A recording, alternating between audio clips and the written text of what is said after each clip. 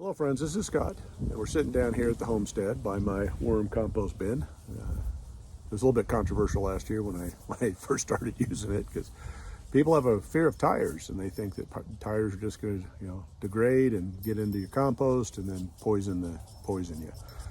Well, as we look at the highways and all the tire and rubber that's burned off on the highways, and then the rain comes and washes it into our water, I don't think we can really avoid, if there is serious contamination from these tires.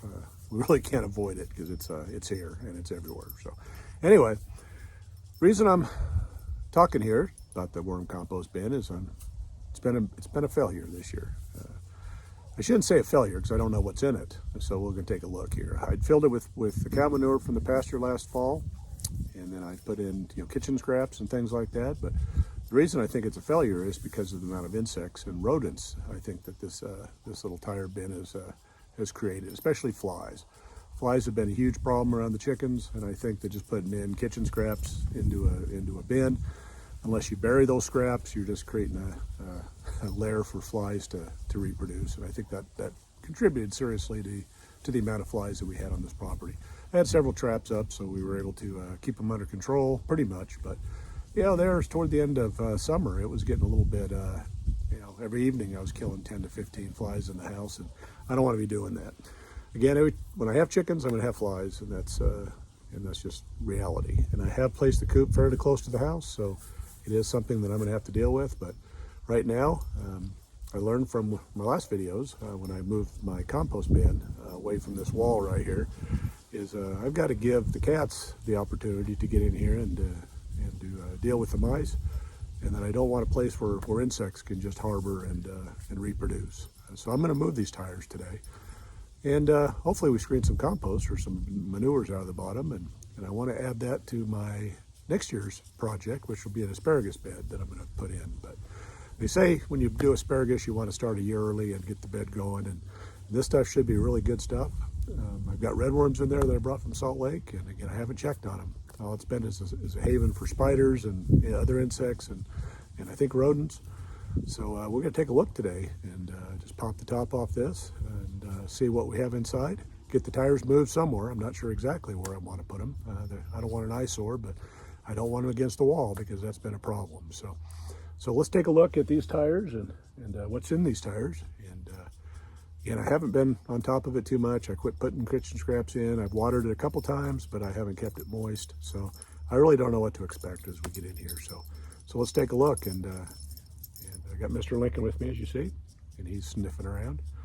But again, when I have Lincoln here, the cats disappear. So yeah, they were out here a minute ago, and a couple of them, and Lincoln chases them off. So they can tolerate him a little bit, but not too much. But anyway, this video is about the worm bin today, and we're going to move it, and we're going to see what's inside of it, and hopefully we have some good stuff in there that we can use to get that asparagus bed prepped for next spring. Let's see what's in there.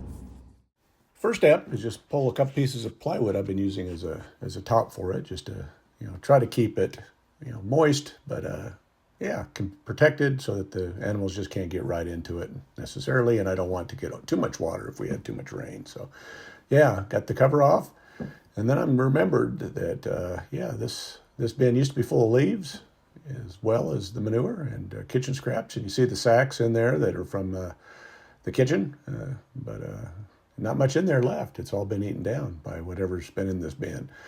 Now I remember how hard it was to move these tires. These are not light tires, and if you go back to my video when I created this bin, I had a little bit of fun moving these tires. But top one, not so bad. I can handle that one.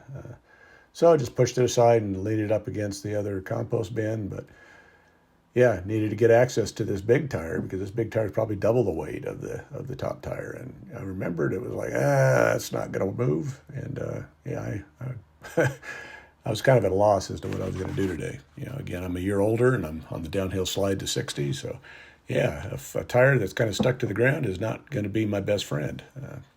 So I figured, let's pry it up a little bit. Maybe that'll help. And then I start looking around for other types of materials to use. And, I'm thinking fulcrum system here. Maybe I can get this tire to budge. But Yeah, I'm not a mechanical engineer. My son, my youngest son, is hopefully starting to be a mechanical engineer, but that's not going to help me now. So, yeah, I'm just kind of winging it here, not really having any great ideas. And this was not definitely not a good idea because, yeah, that's just a way to snap a shovel. So, yeah, still thinking, and I do a lot of thinking. But I did, get it loose off the ground, and the fulcrum system started to work. And I went and got a couple little concrete pads just to be able to keep them or keep the tire off the ground. And yeah, so I got a couple pieces of wood, and again, using what I have close at hand and just trying to pry this up a little bit. And still thinking fulcrum, but we'll see if we can keep this off the ground or get it as high as we can, and then go from there and see if I can get this tire up in an upright position so I can roll it out of here. It doesn't help that I stacked all that, excess organic material from when I screened the compost bin. I stuck it right in front of the tire, so that didn't help much. But hopefully I can get this tire up and around it so I don't have to try to go over it, because that definitely won't be any fun.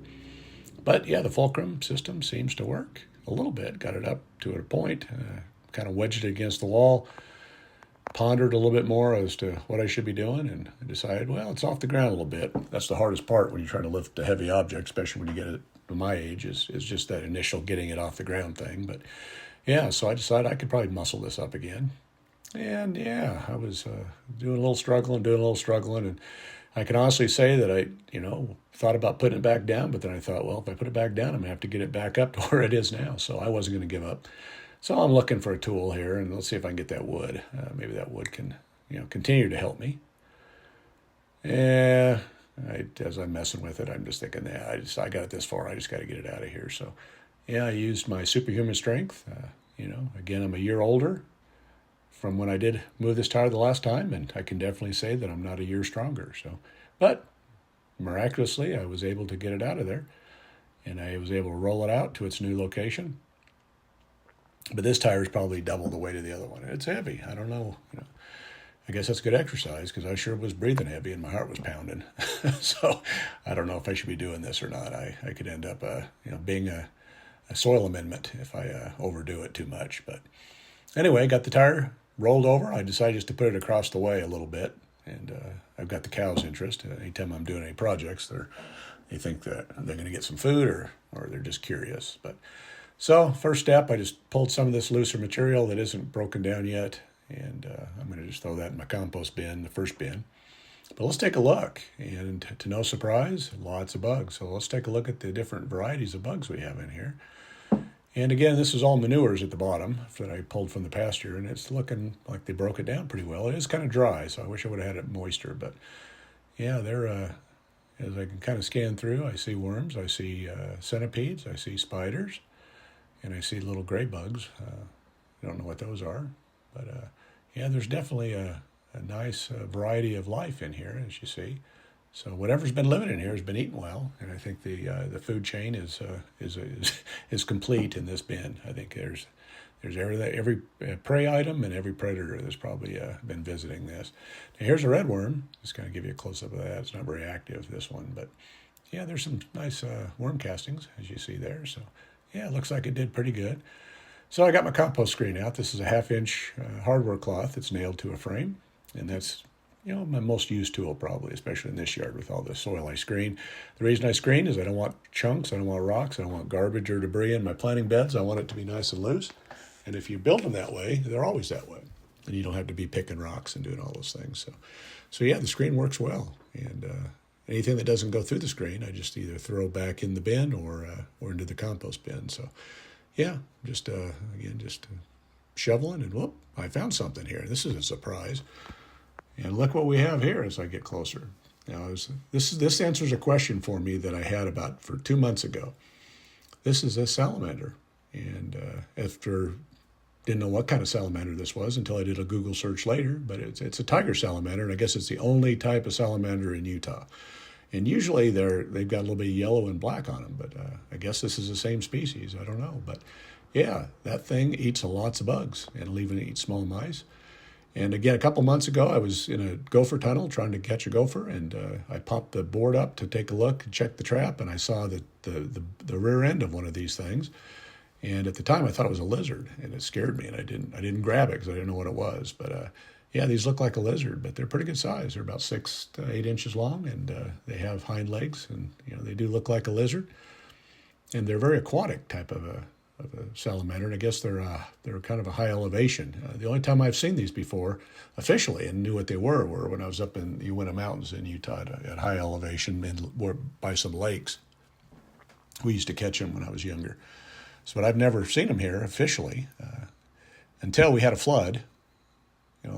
The big flood that I told you about a couple months ago, and then the neighbor kid had caught a couple that were in his window wells.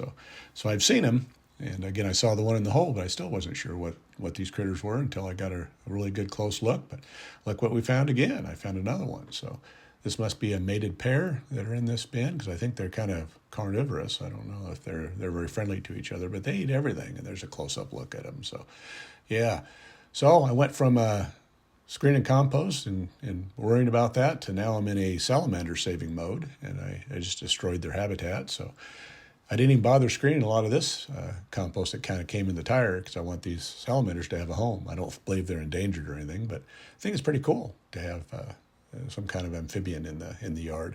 I've seen one snake in the 3 years I've owned this property, and I've seen one toad or frog that was in the pasture hopping around. But so now we got 2 salamanders, I know, at least 2. And so I'm just going to wet this down really good, because it was a little dry, and I'm going to add all that material that I wasn't able to screen out from the compost bins from that project. So I'm going to make a nice little habitat for them, and not so much worried about a worm bin. I just want to now have a salamander bin and make sure that they have a good place to live. So I did fill it up with quite a bit of water, so it should be nice and moist. And again, I used all this loose material to throw in there. I'll throw a lot of leaves in. That's what I've been waiting for this fall is just the leaves to drop, and I'm going to try to collect as many as I can. And this new worm bin will be mostly a leaf bin, I think. And then any kitchen scraps I have, I'm just going to throw to the chickens. Right now, I only have 3 chickens, so I've got lots of the kitchen waste. They're not going to go through all that kitchen waste. So priority will be in the spring, or if I can find a couple this fall that are mature, I'll get a couple more chickens just to help me out. Because right now I'm getting no eggs. So, yep, down to 3 chickens, and they're not going to be doing my composting very well for me, and they're not very active in the winter. They just kind of hang out in the house. So yeah, that's the future, is getting more chickens, and I'll probably get 5 or 6 new ones, and then just kind of keep rotating every year, getting a few. So here's a look at that manure that's all composted. Again, it's pretty dry, but it did break down. There's no smell. You couldn't tell it was manure. And I'm using it again for my asparagus bed that I'm going to be putting in over here by the base of the wall. So I'm just going to keep adding organic materials, and I wanted to screen some of my good in-ground compost from my Salt Lake residence, bring it down here too, and then mix that all in, and then get ready for asparagus. So hopefully it'll do well here. We do have a lot of gophers, so hopefully they don't impact the asparagus as being root crops. Now, I had a friend that had some wood, and that he wanted me to pick up, and he didn't want it to go to waste, and this pallet was there. And so it was kind of the exact thing that I needed for these garbage cans that I've got the feed in and some of the other chicken supplies. And I was going to build a structure with a roof, and then again I found this little pallet, and it's about the perfect width for what I need for 5 garbage cans. And I'm just going to, for now, I'm still tired from the chicken coop build. I don't really want to build anything else right now. So I'm more into the soil building mode and getting the garden ready for winter, and obviously moving wood chips. That's going to be a lot of my life here in the next little while. So yeah, but that fits perfect. And again, there's my 5 metal cans, and they all fit just like it was made for it. So that area is looking a lot better. And the cows, though, are always interested in everything. And I had a big piece of plastic that I just kind of shoved to the bottom of this 3-bin compost system. I'm going to get some leaves, and I'm just going to fill it up with leaves, I think. But the cows are always into my business. And he decided he was going to either eat or lick the plastic. So he's done that before. So I went ahead and shoved it down and got a couple big pieces of firewood and kind of smashed it down. And it was kind of funny because he was going to give up. But as you'll see here, as he's leaning on the barbed wire, he kind of choked himself. Yeah, we had to have a little bit of gag reflex there. So hopefully he quits doing that. But yeah, so here we look, a closer look at the chickens eating those bugs. So they have access to all that material they can now kick through. And again, it's getting a little bit cooler, so they're not really very active, and they're getting a little old. So again, I need new chickens. They're the root of my compost, and they're the source of my compost and my fertility with the compost. And you see, I have been processing lots of tomatoes, and I gave it to the chickens, the skins, and yeah, they're not into it too bad, so, or too much anyway. So I'm going to have a little bit of waste. I don't want to have a bunch of kitchen scraps just laying there. So more chickens it is in the very near future, or at least in the spring. So there's a look at my new compost area in the chicken area, and that's as done as it's going to be for this year. And I'm happy with my progress, and found a couple new friends that were kind of interesting. I was really surprised to see them. Well, thanks for watching this video. If you like what you see, please hit that subscribe button. Thank you.